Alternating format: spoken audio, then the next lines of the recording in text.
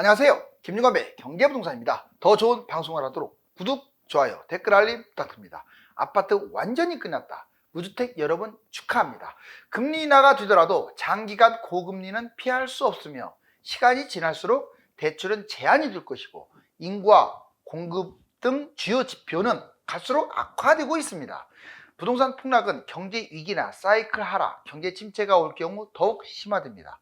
주요 기관과 전문가들은 집값 하락을 경고하고 있으며 일본식 장기 하락과 양극화로 인한 피해 지역에 주목하고 있습니다. 그렇지만 지금도 입지가 좋은 곳들은 오르는 중이니 지금이 상승의 시작점이 될 수도 있습니다. 유료 상담은 010-2616-6276 제가 직접 네스타민과 입지를 전해드립니다. 지금 바로 전화 주십시오. 자, 아파트 완전히 끝났다. 무주택 여러분 축하합니다. 헐값에 골라잡는다. 여기 보시면 아파트 진짜 많네요. 자, 이제 어느 지역은 헐값에 골라잡는 곳들도 나올 거예요. 왜? 바로 양극화 때문에. 여기 보시면 부동산 완전히 끝났다 세 가지. 왜 끝났다고 지금 뉴스에서 YTN에서 대한민국 부동산 투자 시즌이 끝났다. 자, 먼저 고금리, 대출 강화, 주요 지표 한번 세 가지 보자고요. 고금리.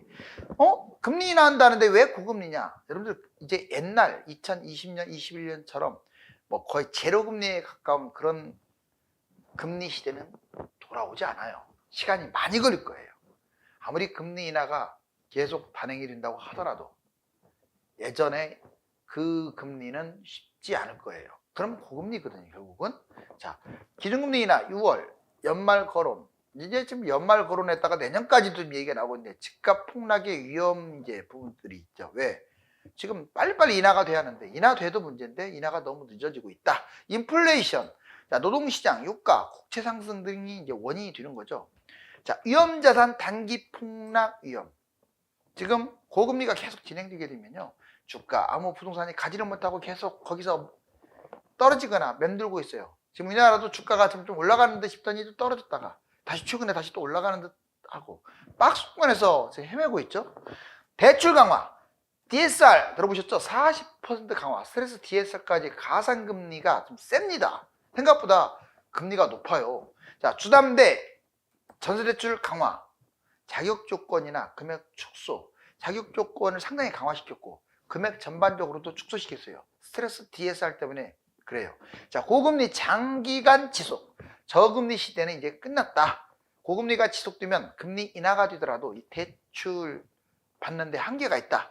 마지막으로 주요 지표 때문에 부동산이 끝났다. 자, 인구 감소, 저출산, 고령화, 생산인구 급감, 1인 가구 증가, 공급 과잉, 1, 2, 3기 신도시 택지지구가 너무 많다. 특히 3기 신도시 택지지구 앞으로 이제 분양 입주하는 것들이 문제다.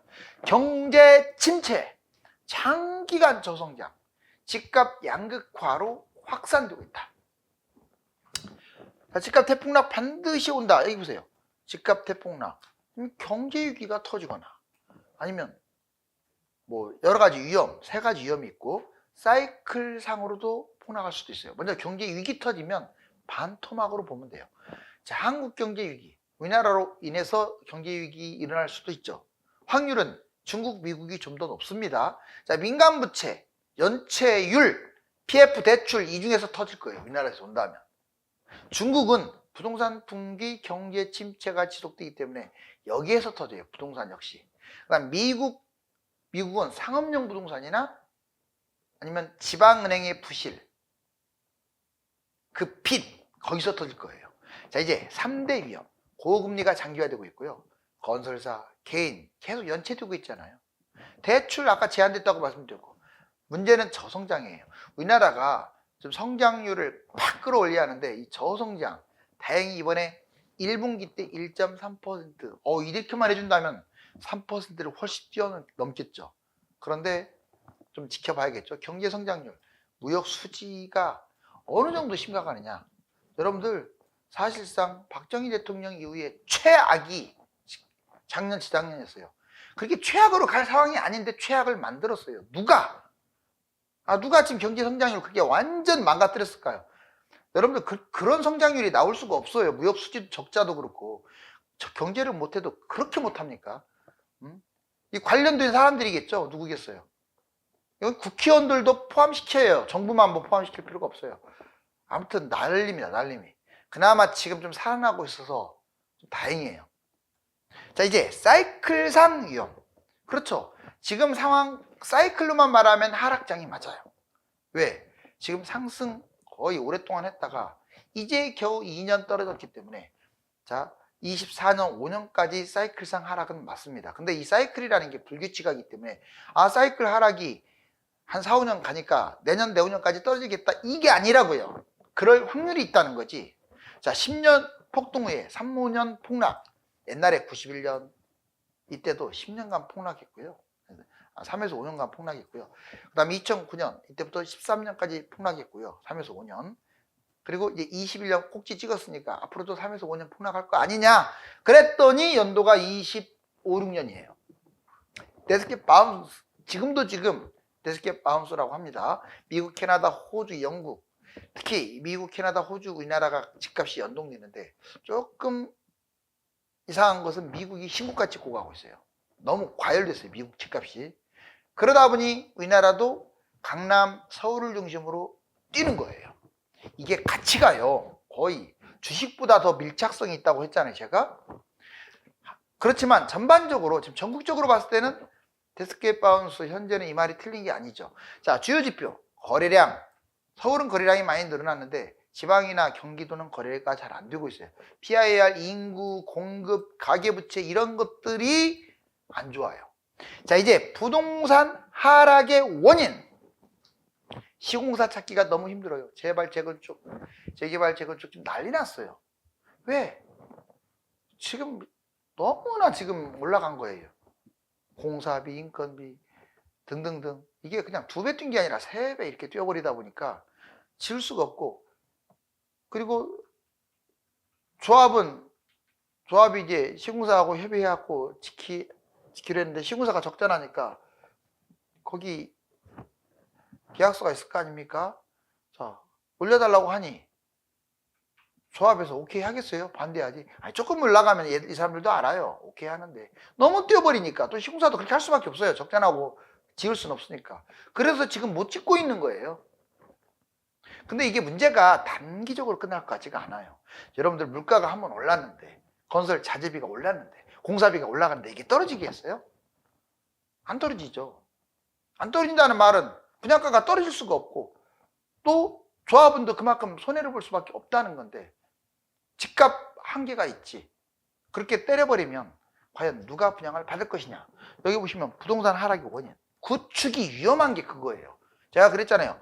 약 7, 80%, 전국의 7, 80% 아파트는 위험하다고 했어요. 왜냐? 최고가 아파트가 좀 비싸야 하는데 그렇게까지 비싸지 않아요. 다 10억 미만이에요. 최고가 아파트 웬만한 것들은. 추가 분담금 내고 집값 따져보면 남는 게 없으니까 안 사는 거야, 사람들이. 자, 비서울 6억 미만 중저가 구축 아파트가 그래서 위험하다고 한 거예요. 물론 경기도는 10억도 위험해요. 왜? 20억짜리가 없으니까 별로. 추가 분담금 내고 나면 남는 게 없어요. 공사비가 급등하고 재건축, 리모델링 할수록 손해. 전국에 대충 이런 아파트가 70% 이상이에요. 놀라지 마세요. 아무튼 여러분들이 갖고 있는 아파트, 일단 서울이 아닌 경우는 다 70%라고 생각하시면 돼요. 오히려 70이 넘죠. 서울을 빼버리면 80%, 90%는 위험합니다. 그렇다고 뭐 폭락한다고는 할 수 없고 좀 시간이 필요할 것 같아요. 헐값 매도, 다주택자, 법인들이 어떤 걸 토해내겠어요? 바로 이런 걸 토해내겠죠. 전국에 있는 구축들.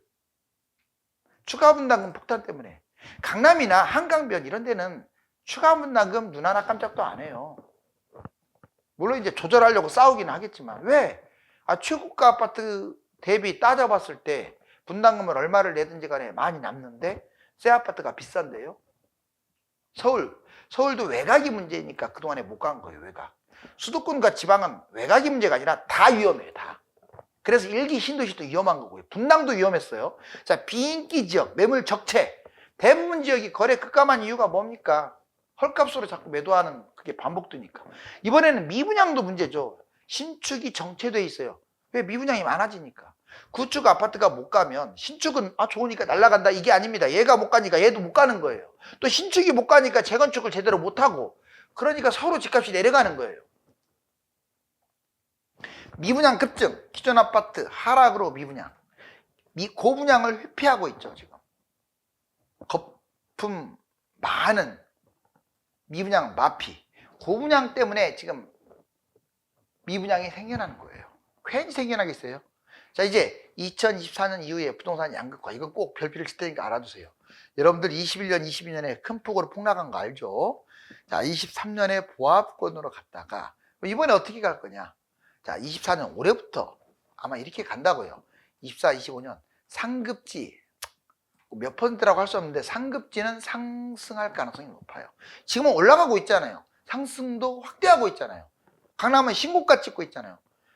아, 강남에 자꾸 올라간다고 막 제가 이렇게 말하면 화를 내시는데, 제 생각은 올해 강남 계속 신고가 찍으면서 뛸 가능성이 커요. 한강변하고, 물론 강남도 강남 나름이고 한강변도 한강변 나름입니다. 하지만 24년 말 25년 대부분 지역은 정체, 폭락보다도 정체 또는 하락. 자, 이제 주요기관 집값 하락, 국토부 장관 집값 전망 상당 기간 하향 안정. 하지만 제 생각은 양극화로 이렇게 가지만 국토부나 전문가들, 주요 기관들은 하나같이 하락 쪽에 무게중심을 뒀어요.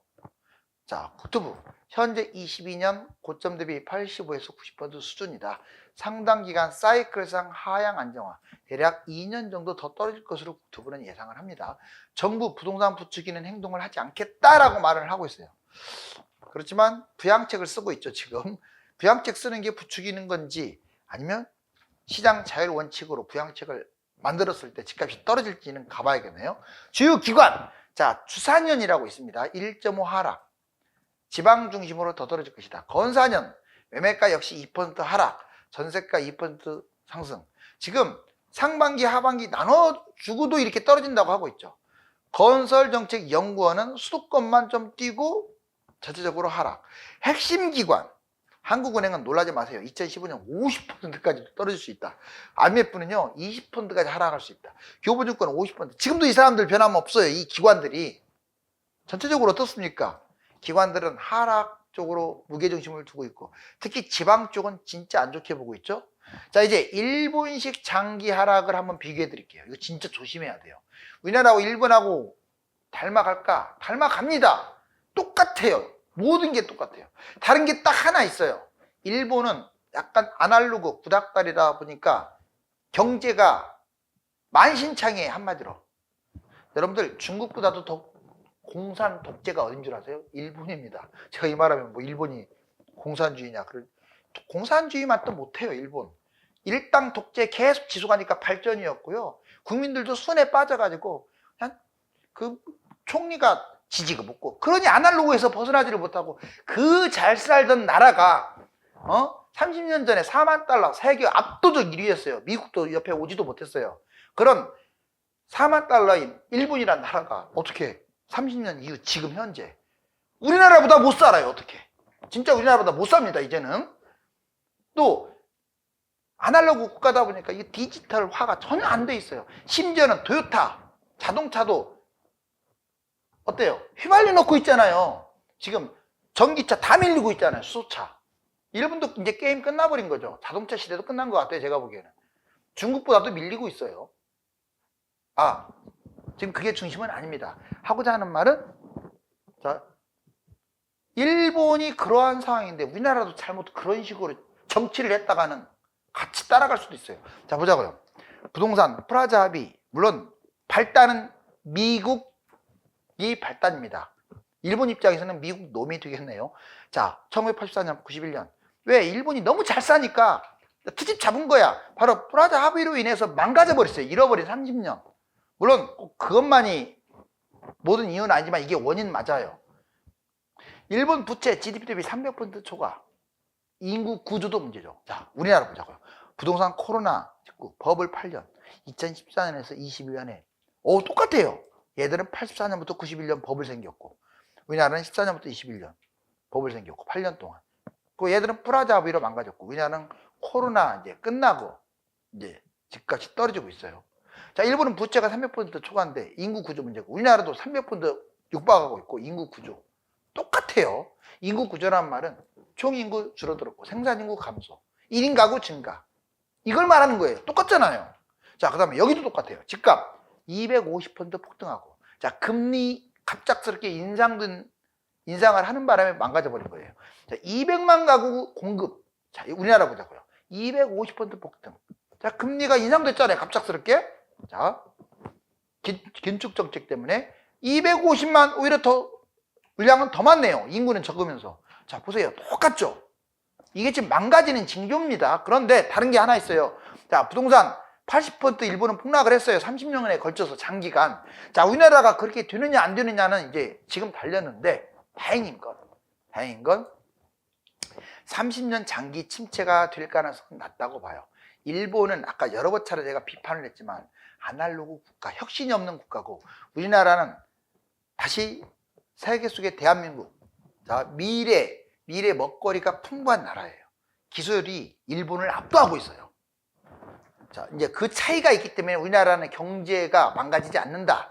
뭐 확신까지는 아니지만 정치인들만 문제가 안 된다면 살아날 수 있다. 이것 때문에 일본은 무너질지 몰라도 우리나라는 무너지지 않아요.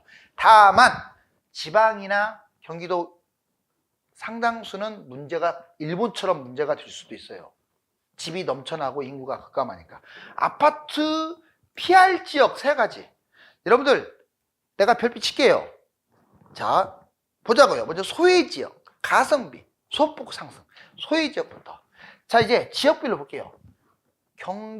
서울은 괜찮아요. 소외 지역도. 외곽도 좋아요. 땅이 콩알만 하기 때문에 제가 여러 번 얘기했어요. 자, 그런데 경기는 달라요. 경기 소외 지역. 자, 서울, 강남하고 먼 거리, 대략 반절 이상이 위험하다. 자, 인천 소외 지역. 인천은 서울에서 더 멀어요. 송도하고 일부 신도시 제외하고 70%가 여기에 해당돼요. 자, 지방 소외 지역. 지방은 다 멀죠. 자, 도시별 핵심 지역. 그러니까 광역시의 핵심 몇 군데 빼놓고는 광역시라고 다 좋은 게 아니에요. 광역시도 한 10%나 20%나 좋고 나머지 80%는 안 좋아요. 광역시도. 자, 전체적으로 따졌을 때 90%가 위험해요. 어때요? 소외 지역 많죠. 자, 가성비. 소외 지역이 있다고 해서 집값이 폭락한다기보다도 못 간다 이 말이에요. 물가만큼은 뛰겠네요. 그래도 가성비 조심하세요. 강남이니까 다 좋다. 물론 좋습니다. 상대적으로. 그런데 강남도 강남 나름이고요. 이제는 테헤란로 남쪽은 한강라인 북쪽, 용산, 성동 얘들한테 밀릴 가능성이 훨씬 커요. 실제로 답이 그렇게 나왔고. 그러면 가성비가 낮은 곳 잘 외워두세요. 대치, 역삼, 개포, 도곡. 테헤란로 남쪽이 얘들 지금 못 가고 있잖아요. 여러분들 반포나 잠원, 압구정에 비해서 못 가잖아요. 한강라인에 비해서 점점 벌어질 겁니다. 이제 시작이에요. 음마아파트 잡을 바에는 그냥 송파지만 잠실주공 5단지 잡는 게 낫고요. 그냥 눈 감고 잠원동으로 가는 게 나아요. 여기 사시는 분은 나를 욕할지 몰라도 실제 그렇게 가고 있어요. 자, 한강은 바로 북쪽에 있는 한강하고 마주보면서 뭐 야경이 됐든 조망이 됐든 시너지를 가져오지만, 얘들은 테헤란로 남쪽에 있는 대부분 아파트들은 한강도 멀고 그냥 뒷공문이 보면서 가기 때문에. 그래서 개포하고 반포가 10년 전에 가격 같았는데 지금은 13억 이상 차이 나고 앞으로는 20억, 30억, 30평대 20억, 30억으로 계속 벌어질 거예요. 한번 지켜보세요. 자, 그러면 서울에서 가성비가 제일 낮은 곳, 이것도 외워두세요. 특히 학군으로 버티는 곳들이 아주 위험해요. 학군으로 버티는 곳은 입지가 안 좋은 곳이에요. 부동산은 입지로 가는 거거든요. 학군 시대는 끝나가잖아요. 지금 목동, 마포, 강동, 강서. 특징이 뭡니까? 집값만 비싸고 서울, 강남, 서초, 용산에서 먼 곳들이잖아요. 제 말 맞죠? 목동은 한쪽 서쪽으로 치우쳐 있어요. 학군으로 비싼 거예요. 마포, 여기도 지금 성동구하고 비교했을 때 입지가 상당히 떨어져요. 너무 서쪽에 있다고요. 그 다음에 강동, 아예 동쪽 끄트머리에 있고, 강서도 너무 서쪽 끄트머리에. 자, 이런 데 조심하시라고. 자, 경기도 인천도 가성비 낮은 곳. 자, 경기도 인천, 분당, 광교, 뭐 웬만한 거요. 과천 다 좋죠. 여기가 무슨 떨어진다는 얘기가 아니에요. 분당, 광교 그 금액으로 거기 살 바에는 마용성광으로 가는 게 훨씬 좋다 이 말을 하는 거지. 얘들이 뭐 안 좋다. 지금 가성비 밀리는 곳 하고 있잖아요. 가성비 낮은 곳, 경기도 인천에서.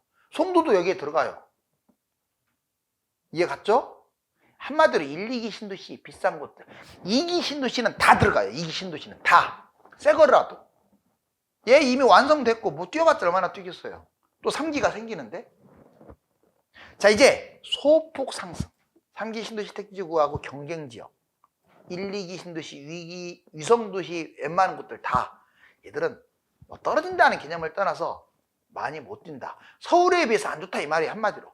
공사비 증가 위험지역. 이번엔 공사비가 증가함으로써 위험지역이 어디냐. 서울을 제외한 전국 70%는 특히 구축 아파트들은 위험해요. 왜? 추가 분담금 내고 나서는 이게 새 아파트가 너무 가격이 싸니까 버티지를 못해요. 기타, 고분양, 미분양, 인구 감소, 공급과잉 지역 이런 것들은 선택하지 마세요. 자, 아파트 미래 세 가지 폭탄이 있습니다. 1인 가구가 1000만 시대예요. 1인 가구가 늘어나는 것은 안 좋은 거잖아. 빈집도 1000만 시대예요. 어떻게 빈집이 1000만이냐? 여러분 순수 빈집은 200만이지만 다주택자 거의 500만 또 분양하는 거 합쳤더니 1000만이에요. 자, 이번에 은퇴 세대도 1000만입니다. 아주 안 좋아요. 우리나라는 은퇴 세대들이 약 80%가 부동산에 묶였어요. 그러면 국민연금도 별로 못 받는데 어떻게 하겠어요? 집을 팔거나 할 수밖에 없어요. 결국 1인 가구, 빈집, 은퇴, 1000만 이것 때문에 붕괴될 수가 있다. 지금 집값, 그런데 이거 별표 한번 칠게요. 자, 이것도 이야기는 해줘야 돼요. 너는 폭락론만 왜 맨날 말하느냐 할 수 있으니까. 저는 폭락론자가 아닙니다. 자, 지금 집값은 상승 징후가 더 높아요. 자, 금리 인하 본격화되고 있다. 고금리 종결됐다. 두 번째, 미국 집값은 신고가 찍고 가고 있다고 했잖아요. 2014년부터 지금 10년째 뛰고 있고, 정부 부양책 쓰고 있잖아요. 지금 집값 올라가라고. 세금, 대출, 대책. 자, 분양가 지금 올라가고 있잖아요. 그러면 기존 아파트도 올라갈 수밖에 없어. 1, 3년 공급 부족한 거 왜? 장기적으로는 안 좋아. 3기 신도시 때문에. 근데 지금 분양 못 하고 있잖아요. 왜? 공사비가 급등해갖고. 이제 한 1에서 2년은 계속 집이 부족할 것 같아요. PF 문제들, 이런 문제들 때문에 오히려 역설적으로 집값이 올라간다 이 말이죠. 지표도 완전 상승 전환한 거 맞아요. 특히 서울은 매매, 전세, 심리, 거래 이 4개가 완전 상승 쪽으로 돌아섰습니다. 다만 자, 이게 뭐 이렇다고 해서 대상승으로 모두 다 간다 이 얘기가 아니에요. 지금은 당분간은 뛸 것 같은데 이게 아까 제가 상급지들 얘기해 줬잖아요. 그런 데는 2, 3년도 갈 수 있어요. 대세 하락으로 떨어지지만 않으면. 그런데 웬만한 지역은 설령 대세 상승이 된다고 해서 막 날아가지 않습니다. 그 근거를 말씀드릴게요. 저번에도 여러 번 얘기했지만 거의 경기도 인천 한 80%에 해당되는 그 아파트들이 2009년에서 2019년까지 안 올랐어요. 10년 동안 안 올랐다고요. 2009년에서 2019년까지. 그럼 이번에도 끝장날 수가 있다 이거예요. 왜 안 올랐을까? 여러 가지 문제가 있겠죠. 거기에 2기 신도시 물량 폭탄이 컸어요.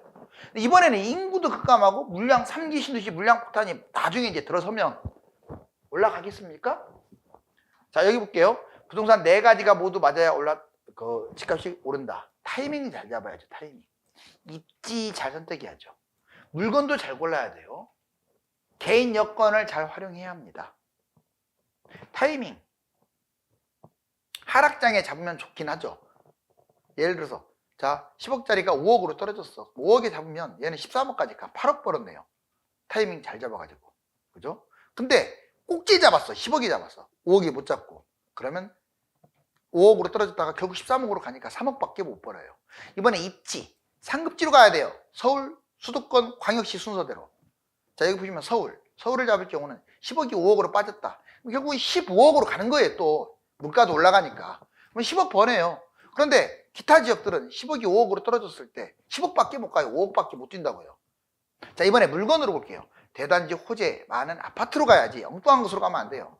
자 예를 들어서 대단지 10억이 5억으로 떨어졌을 때 자 15억으로 가니까 10억을 벌어요. 그런데 막 나홀로 아파트 이런 거 잡거나 아파트가 아닌 거 잡았어. 그럼 10억이 5억으로 떨어졌어요. 10억 갈 게 5억밖에 못 갑니다. 더 못 갈 수도 있고 개인 여건에 따라서 자 본인이 10억 갖고 갭 투자를 하거나 또는 빚 투자를 하면 결국 15억으로 10억을 버는데 그냥 겁나가지고 그대로 대출도 하나도 안 받고 그냥 그대로 들어가요. 예를 들어서 5억 투자했다는 것은 내 돈이 한 2억 정도 투자됐다는 거고 그리고 빚을 한 2억 더 얹어가지고 5억을 만들었다는 거 아닙니까? 그래서 이게 15억으로 갔다는 거예요. 자기 돈은 지금 2, 3억밖에 다 없는 사람들이 이거 다 2, 3억밖에 없어요. 근데 자, 자기 돈 그대로 그냥 들어갔어. 그럼 7억까지 뛰니까 10억 뛸 게 4억밖에 안 뛰는 거예요. 자, 이제 집값이 정말로 이렇게 폭락을 하느냐? 전반적으로 봤을 때 위험한 요인이 많은데 자, 양극화가 될 수가 있다. 언제 무엇을 매매하느냐는 개개인들의 선택이지만 분명히 알아야 할 점은 폭락과 폭등에 빠지기보다는 양극화의 수혜와 피해 지역을 구분해야 합니다. 감사합니다.